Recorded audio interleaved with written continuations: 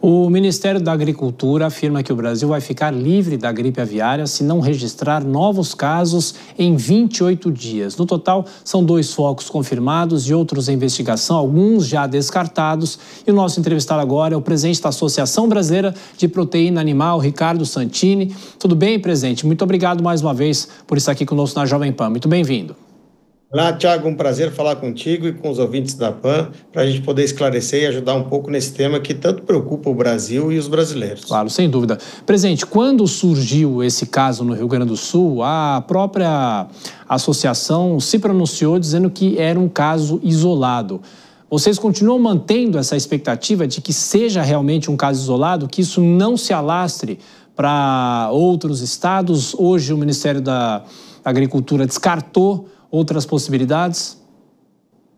Sim, é isso que a gente está acreditando e mantendo esse mesmo discurso. Foi um caso pontual, infelizmente aconteceu, os testes foram feitos e positivou essa influenza naquela granja de reprodutores, mas inclusive as investigações que estavam próximas todas já deram negativas e, pelo que a gente ouve lá, a fiscalização que está sendo feita no raio de 3 quilômetros e no raio de 10 de vigilância, a grande maioria das empresas, faltam poucas propriedades para serem visitadas, já estão com nenhum sinal clínico de doença. Então, a gente pode afirmar que esse foi um caso pontual, a granja já está desinfectada e a gente já está tendo condições, logo o Ministério da Agricultura é quem faz isso, junto com a Secretaria de Estado, de informar aos países que esse caso já foi controlado. Esperamos que assim seja feito, no mais tardar, dentro de 1 ou 2 dias. Ô, presidente, eu quero trazer aqui um trecho da entrevista que o ministro da Agricultura, Carlos Fávaro, concedeu agora há pouco, fazendo esse balanço, os casos que já foram descartados e a expectativa. Vamos acompanhar.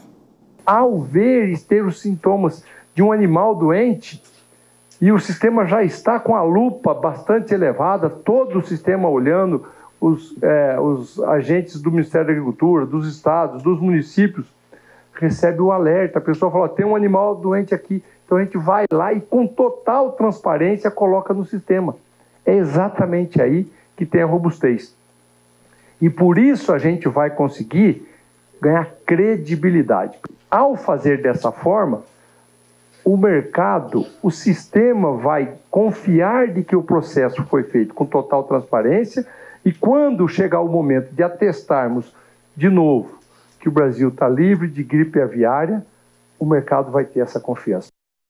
Aqui com a gente o presidente da ABPA, Ricardo Santini. O presidente, o ministro fala, claro, em credibilidade, né? Mas muitos países cancelaram, suspenderam a compra da carne aqui no Brasil. O senhor acha que isso deve prosseguir até o governo anunciar que o país está livre já dessa gripe? Qual que deve ser o procedimento, o processo?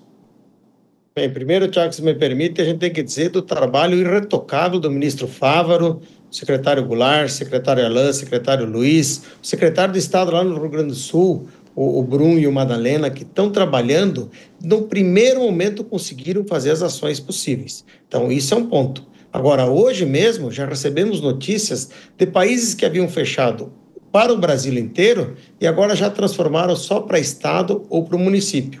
O próprio Japão, que é um grande comprador do Brasil e é um mercado que é muito exigente, está restringindo somente as exportações do município de Montenegro. E isso está acontecendo. Nós tivemos hoje o Bahrein, o Reino Unido e Cuba dizendo que só o estado do Rio Grande do Sul vai ficar fechado. E eles haviam fechado para o Brasil e agora estão revisando. Quanto mais informações a gente fizer e mais rapidamente, é o que o ministro falou, o Brasil conquistou essa respeitabilidade mundo afora por tratar isso com muita transparência e seriedade, para que a gente possa também assegurar aos nossos clientes. Tiago, são mais de 150 países no mundo que compram frango do Brasil e nós detemos 39,3% do market share global. E a gente está mostrando para eles assim, nós levamos isso muito a sério. Quando tiver uma doença, nós vamos controlar apenas onde ela teve e essa doença não vai se espalhar. Porque essa doença, Tiago, ela não afeta ao consumidor. A gente pode comer o frango e o ovo que não transmite essa doença, mas a gente precisa proteger os animais para que eles não morram, porque se isso acontecer, nós vamos ficar sem comida. Então, esse é o grande mote do trabalho que o ministro tem feito há muito tempo, já são vários anos que estamos trabalhando governo e iniciativa privada para garantir essa confiabilidade. Ô, presidente, é claro que ainda é cedo, a gente não sabe a dimensão disso, mas quais são já as possibilidades da produção aqui ser afetada? E a discussão, será que aqui internamente poderemos ter um arrefecimento da inflação ou a inflação pode subir ainda mais por causa disso? Bem, importante também, a gente abate 25 milhões de aves por dia. Essa era uma granja de reprodutoras. Então, ela não vai fazer faltar comida na mesa dos brasileiros por conta desse episódio. Exatamente por isso, pela rapidez que foi controlada, isso é uma coisa que a gente pode assegurar que não faltará comida. Poderá, sim, pontualmente, ter alguns lugares do Brasil onde você tem uma maior oferta e pela lei da oferta e da demanda, se você tem um pouco mais de oferta, pode ter alguma variação de preço um pouquinho para baixo, em alguns casos até um pouquinho para cima, porque você acaba deslocando produções de um local que vendia para um determinado mercado que foi suspenso, então sobra um pouco de produto, mas também você vai vender para um lugar onde não está suspenso de um local onde você não vendia. Então, essa readequação, ela pode sim gerar algumas mudanças de patamares de preço ao consumidor, mas não é nada assim geral no Brasil, dizer, olha, agora vai cair o produto. Por quê? Porque o Brasil tem duas estratégias, as empresas têm as suas estratégias de fazer o quê? Redirecionar as exportações para outros mercados, porque, veja, 15 fecharam, mas tem mais de 100 mercados que estão abertos para o Brasil. Nós podemos vender e tem outros que agora estão limitando as suas suspensões somente ao Estado ou ao município. E, além disso, a capacidade de armazenamento que a gente tem faz com que isso possa ter um buffer e segurar um pouco esses efeitos, porque o que nós precisamos é ter equilíbrio para não diminuir a produção, continuar a fornecer comida para os brasileiros. Ô, presidente, queria que você explicasse o seguinte, qual que é o critério, num caso como esse, para ou fazer o processo de eliminação de produtos que já foram concluídos, que já estão prontos, por exemplo, os ovos, mas também o abate do animal para que ele, eventualmente infectado, saia, obviamente, não prejudique outras criações. Bem, esse é um critério que está dentro da regra da Organização Mundial de Saúde Animal.